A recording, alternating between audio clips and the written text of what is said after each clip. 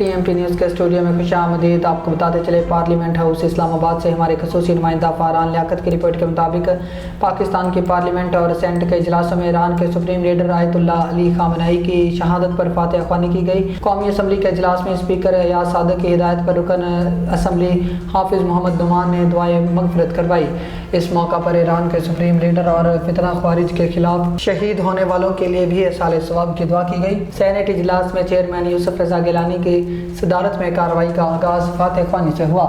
ارکان پارلیمنٹ نے ایران کے عوام سے اظہار یکجہتی کرتے ہوئے ملک پاکستان خطے میں امن و استحکام کا خواہاں ہے اور مشکل وقت میں برادر ملک ایران کے ساتھ ہیں۔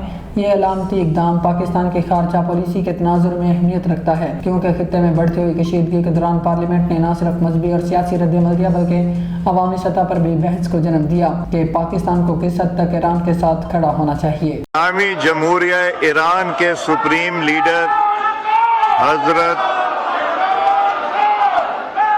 کائنڈلی تشریف رکھیں، اس میں پوائنٹ آف آرڈر کوئی نہیں ہوتا۔ اسلامی جمہوریہ ایران کے سپریم لیڈر حضرت آیت اللہ خامنہئی جو کل اسرائیلی حملے میں شہید ہو گئے، اور برادر اسلامی ممالک سے دیگر شہداء جن کی حالیہ حملوں میں شہادتیں ہوئیں۔